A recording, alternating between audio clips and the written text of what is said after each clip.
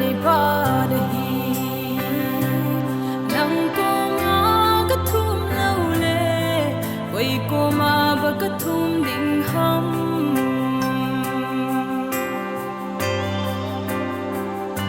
Kamasang hi kavet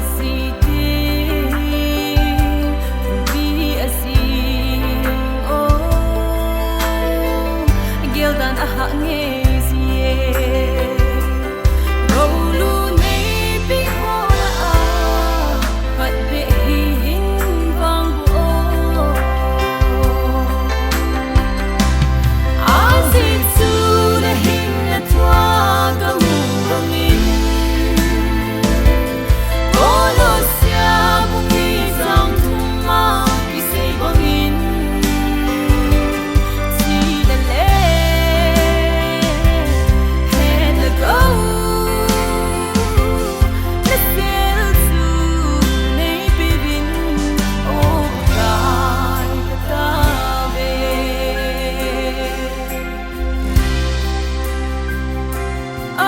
sa zong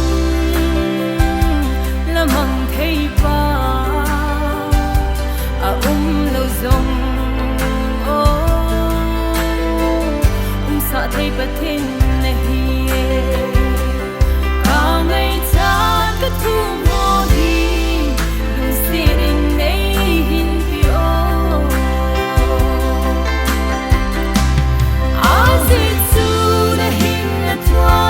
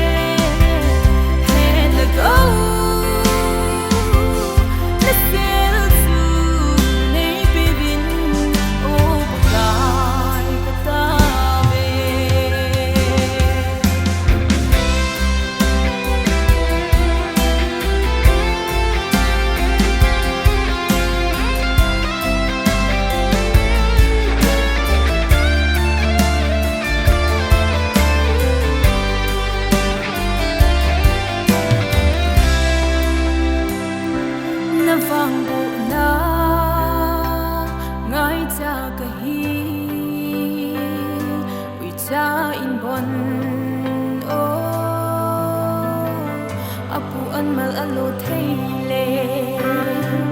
hi hodia na phatheina an mal chu lo ham